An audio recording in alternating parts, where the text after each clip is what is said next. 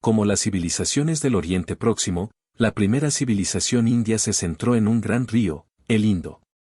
Desde aproximadamente el 2800 hasta el 1800 a.C., esta cultura del Valle del Indo, también llamada Harappa, prosperó y construyeron numerosas ciudades.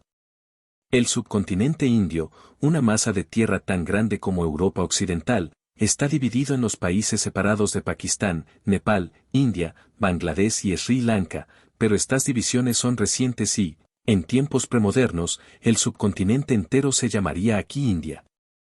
El asentamiento neolítico del subcontinente indio se produjo algo más tarde que en Oriente Medio y la agricultura se estableció alrededor del año 7000 a.C. El trigo y la cebada fueron los primeros cultivos, probablemente habiéndose difundido en su forma domesticada desde Oriente Medio. Los agricultores también domesticaron ganado, ovejas y cabras y aprendieron a hacer cerámica. La historia de la primera civilización de la India es una de las más dramáticas del mundo antiguo. Gracias a la Biblia, los europeos conocían el antiguo Egipto y Ur, pero nadie sabía nada de las antiguas ciudades del Valle del Indo hasta 1921, cuando los arqueólogos encontraron pruebas asombrosas de una próspera y sofisticada cultura urbana de la Edad del Bronce que databa de aproximadamente el 2500 a.C., en Mohenjo-Daro, en lo que hoy es Pakistán. Esta civilización se conoce hoy como el Valle del Indo o la civilización Harappa, por los nombres modernos del río y de una ciudad importante, respectivamente. Los arqueólogos han descubierto unas 300 ciudades Harappa y muchas más ciudades y pueblos tanto en Pakistán como en la India, lo que hace posible ver tanto la vasta extensión regional de la civilización Harappa como su evolución a lo largo de un periodo de casi un milenio. Era una civilización alfabetizada, como las de Egipto y Mesopotamia, pero nadie ha podido descifrar los más de 400 símbolos inscritos en sellos de piedra y tablillas de cobre. Su periodo más floreciente fue entre 2500 y 2000 a.C. La civilización del Indo se extendió por casi 500.000 millas cuadradas en el Valle del Indo, lo que lo convierte en más del doble de grande que los territorios de las antiguas civilizaciones egipcia y sumeria. Sin embargo, la civilización Harappa se caracterizó por una sorprendente uniformidad. Por ejemplo, en toda la región, incluso en los pueblos pequeños, los ladrillos se fabricaban con proporciones estándar de 4, 2, 1. Al igual que las ciudades mesopotámicas, las ciudades de Harappa eran centros de artesanía y comercio rodeados de extensas tierras de cultivo. La cerámica fina se hacía en el torno de alfarero y se decoraba con diseños geométricos. El algodón se utilizaba para hacer telas, el más antiguo del mundo, y era tan abundante que las mercancías se envolvían en él para su envío. El comercio era extenso. Ya en el reinado de Sargón de Akkad, en el tercer milenio antes de Cristo, el comercio entre la India y Mesopotamia transportaba bienes e ideas entre las dos culturas, probablemente a través del Golfo Pérsico. El puerto de Lotal tenía un muelle de piedra de 200 metros de largo, junto al cual había inmensos graneros y fábricas de abalorios. Allí se encontraron cientos de sellos, algunos de ellos de origen del Golfo Pérsico, lo que indica que Lotal era un importante puerto de entrada y salida. Tanto Mohenjo-Daro, en el sur de Pakistán, como Harappa, unos 600 kilómetros al norte, eran enormes, con más de 5 kilómetros de circunferencia, y albergaban poblaciones estimadas entre 35.000 y 40.000 habitantes. Ambas estaban defendidas por grandes ciudadelas que se elevaban entre 12 y 15 metros por encima de la llanura circundante. Ambas ciudades habían sido planificadas y construidas antes de ser habitadas, no eran el resultado de aldeas que crecieron y se expandieron al azar. Las calles eran rectas y variaban de 9 a 34 pies de ancho. Las casas eran sólidas, muchas de 2 pisos, algunas tal vez 3. El punto focal de una casa era un patio central al que se abrían las habitaciones, muy parecido a muchas casas actuales tanto en la India rural como en la urbana. Tal vez el aspecto más sorprendente de la elaborada planificación de estas ciudades es su complejo sistema de drenaje, bien conservado en Mohenjo-Daro. Cada casa tenía un baño con un desagüe conectado a las alcantarillas revestidas de ladrillo ubicadas bajo las calles principales. Las aberturas permitían recoger los desechos, probablemente para usarlos como fertilizante en los campos cercanos. Ninguna otra ciudad antigua tenía un sistema de saneamiento tan avanzado. Ambas ciudades también contenían numerosas estructuras grandes que los excavadores creen que eran edificios públicos. Uno de los más importantes era el gran almacén ventilado para el grano de la comunidad. Mohenjo-Daro también tenía un mercado o lugar de reunión, un palacio y una enorme piscina de unos 39 pies de largo por 7 de ancho y 8 pies de profundidad. Al igual que los baños romanos posteriores, tenía amplios vestuarios para los bañistas.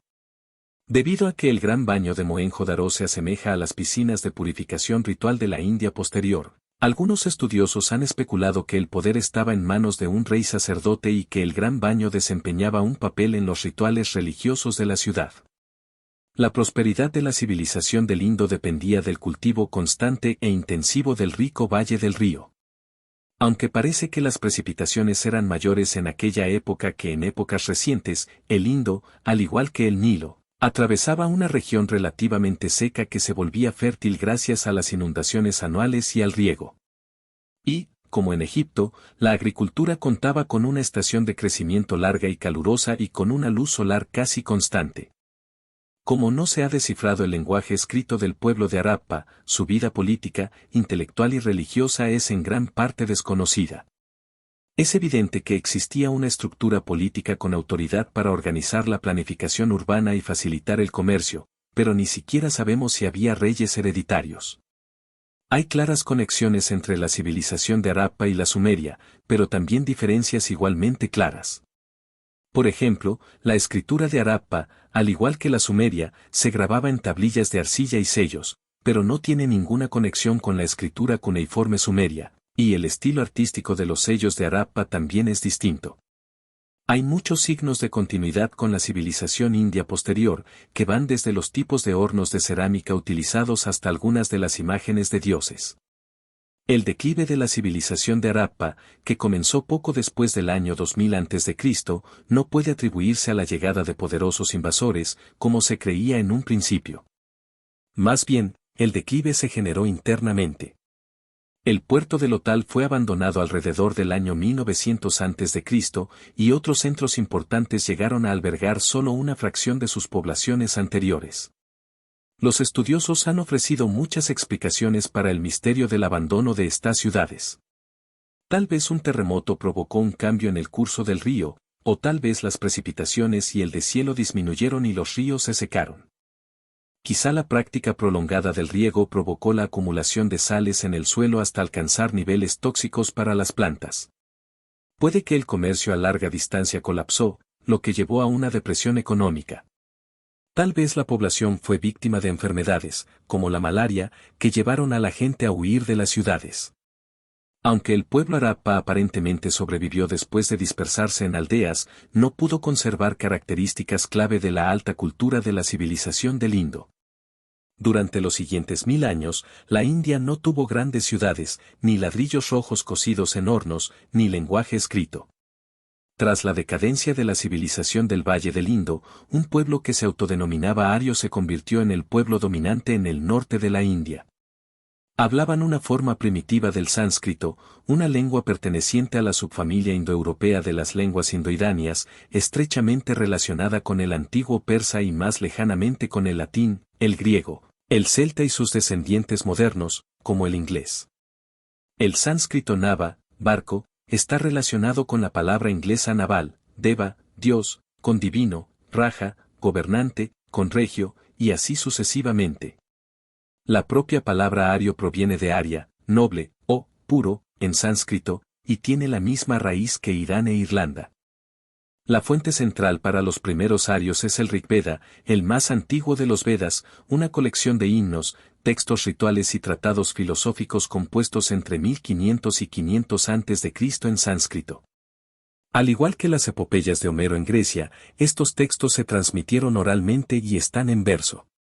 El Rigveda retrata a los arios como tribus guerreras que glorificaban la habilidad militar y el heroísmo, amaban beber, cazar, competir y bailar, y contaban su riqueza en ganado. Los arios no arrasaron la India en una campaña rápida, ni eran un ejército disciplinado liderado por un conquistador. Más bien eran una colección de tribus que luchaban frecuentemente entre sí y solo en el transcurso de varios siglos llegaron a dominar el norte de la India. Aquellos contra los que lucharon los arios a menudo vivían en ciudades fortificadas y opusieron una fuerte defensa contra ellos. La clave del éxito de los arios probablemente residía en su superior tecnología militar. Tenían veloces carros de 2 ruedas, caballos, espadas y lanzas de bronce. Sin embargo, sus epopeyas presentan la lucha en términos religiosos. Sus jefes eran héroes parecidos a dioses y sus oponentes salvajes y religiosos que no realizaban los sacrificios adecuados. Sin embargo, con el tiempo, los arios claramente absorbieron mucho de aquellos a quienes conquistaron. A la cabeza de cada tribu aria había un jefe, o raja, que dirigía a sus seguidores en la batalla y los gobernaba en tiempos de paz. Los guerreros de la tribu elegían al jefe por sus habilidades militares. El siguiente en importancia después del jefe era el sacerdote.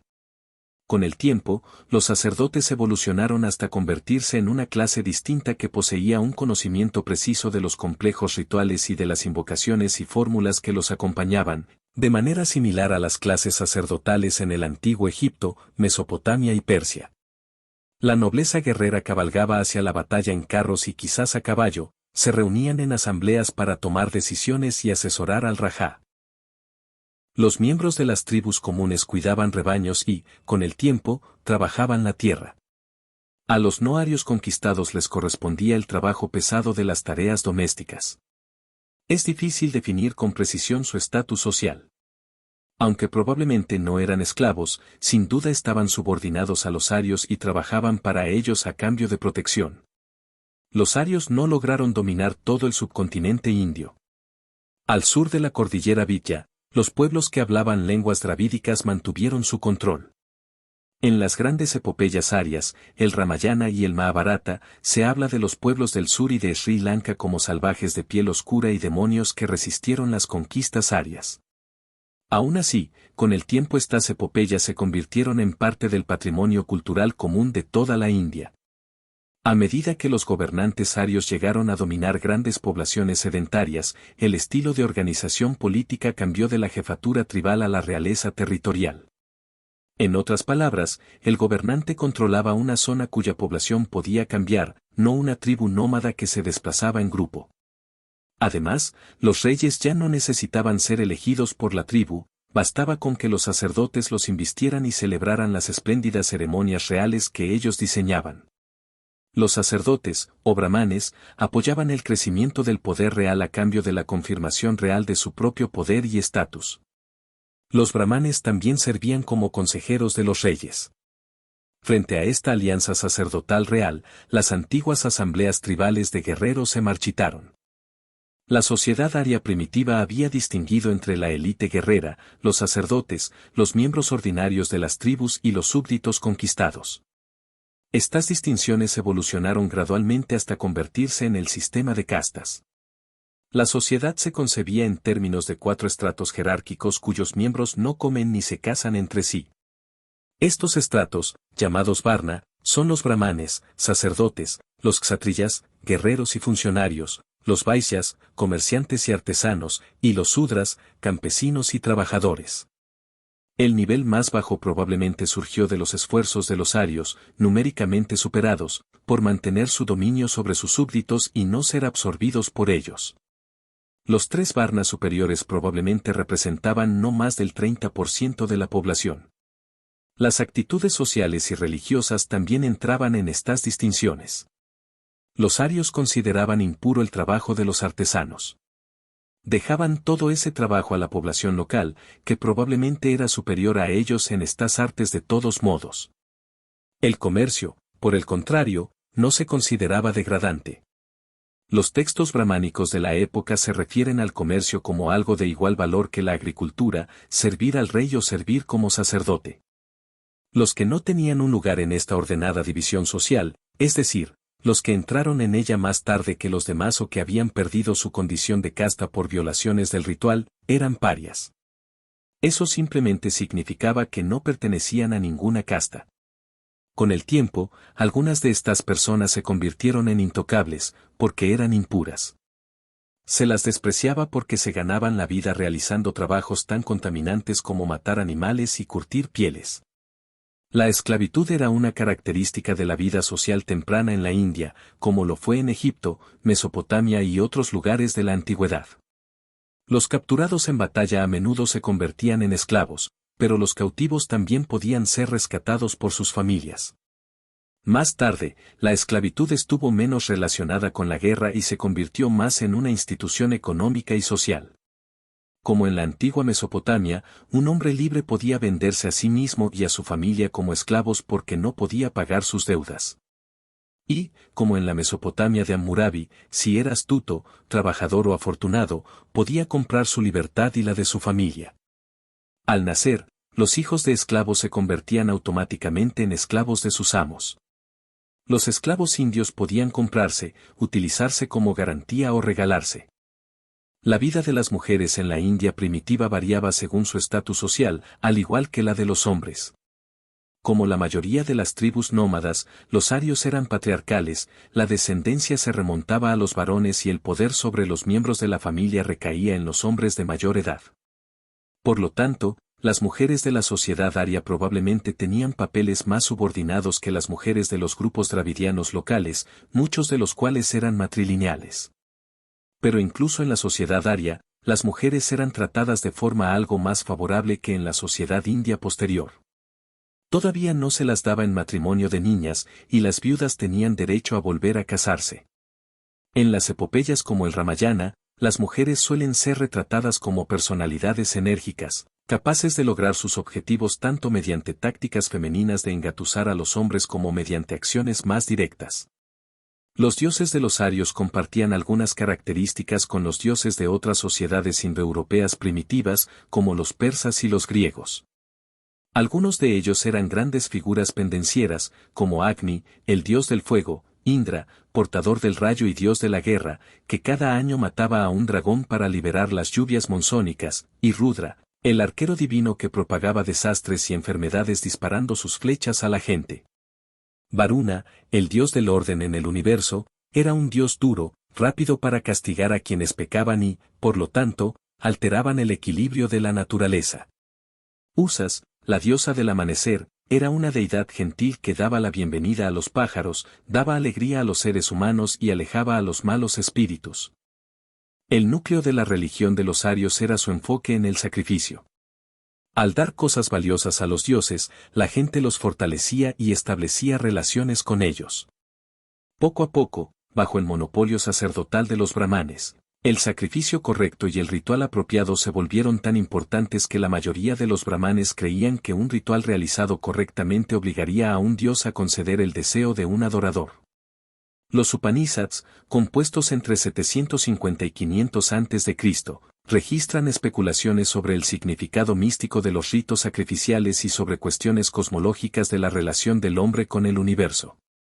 Documentan un cambio gradual de la cosmovisión mítica de la era védica temprana a una profundamente filosófica. Asociado con este cambio hubo un movimiento hacia el ascetismo, la autodisciplina severa y la abnegación. En busca de sabiduría, algunos hombres se retiraron a los bosques. Estos ascetas concluyeron que la meditación disciplinada sobre el sacrificio ritual podía producir los mismos resultados que el ritual físico en sí. Por lo tanto, reinterpretaron los sacrificios rituales como gestos simbólicos con significados místicos. La cosmología india antigua no se centraba en un creador que hizo el universo de la nada, sino en ciclos que se repetían sin fin. Las ideas clave eran el samsara, la transmigración de las almas mediante un proceso continuo de renacimiento, y el karma, la suma de las buenas y malas acciones que determinaba el estatus de la siguiente vida de un individuo. Las buenas acciones conducían a una vida futura mejor, las malas a una vida futura peor, incluso a la reencarnación en un animal. Así surgió gradualmente el concepto de una rueda de la vida que incluía a seres humanos, animales e incluso dioses. La recompensa y el castigo funcionaban automáticamente, no había un Dios omnisciente que juzgara a las personas y al que se le pudiera pedir perdón por un pecado, y cada individuo era responsable de su propio destino en un mundo justo e imparcial. Para la mayoría de las personas, especialmente para quienes se encontraban en el extremo inferior de la escala económica y social, estas ideas eran atractivas.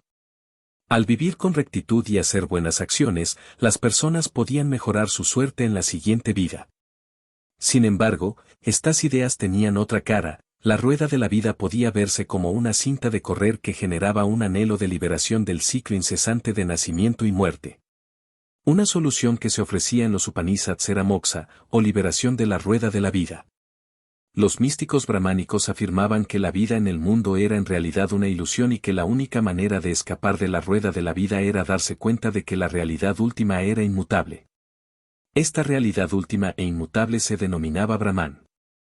La multitud de cosas que hay en el mundo es fugaz, la única realidad verdadera es Brahman.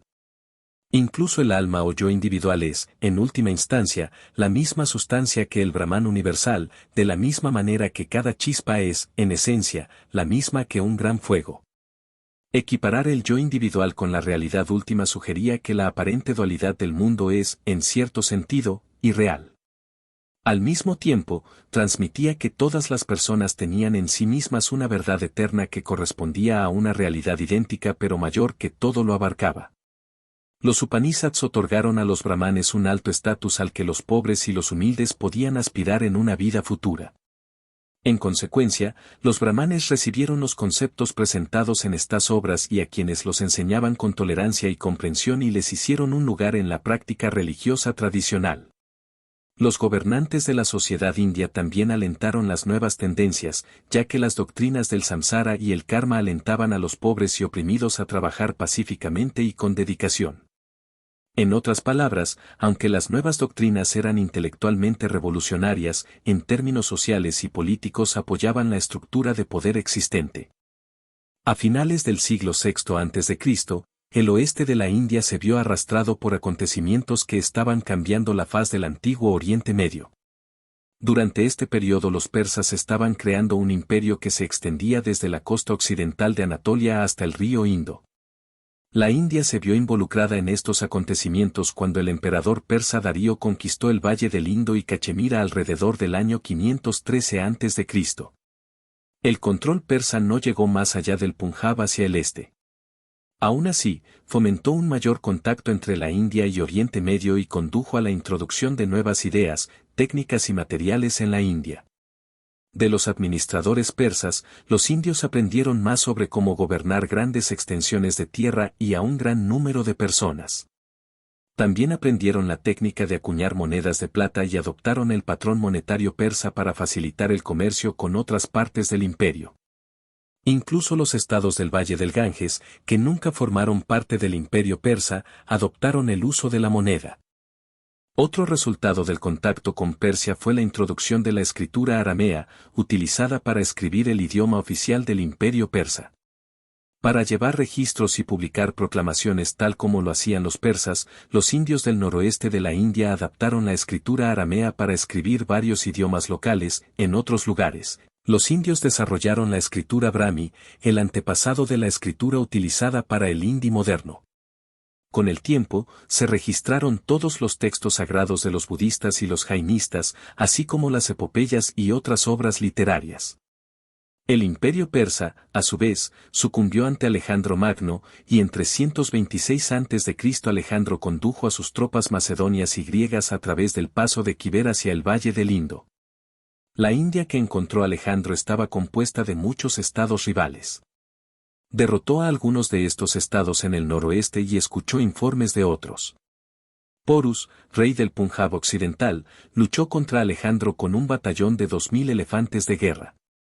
Después de ser derrotado, aceptó convertirse en rey subordinado de Alejandro. Alejandro había oído hablar de la sofisticación de los filósofos indios y convocó a algunos para que le instruyeran o debatieran con él. Los griegos quedaron impresionados con Taxila, un importante centro de comercio en Punjab, y la describieron como una ciudad grande y próspera, la mayor de las que se encuentran entre el río Indo y el Hidaspes, el moderno río Jhelum, una región no inferior en tamaño a Egipto, con pastos especialmente buenos y rica en frutos finos. Desde Taxila, Alejandro siguió el río Indo hacia el sur, con la esperanza de encontrar el fin del mundo. Sus hombres, sin embargo, se amotinaron y se negaron a continuar. Cuando Alejandro regresó, dejó a su general Seleuco a cargo de su región más oriental. Si te gustó este video por favor regálame un like y suscríbete, muchas gracias.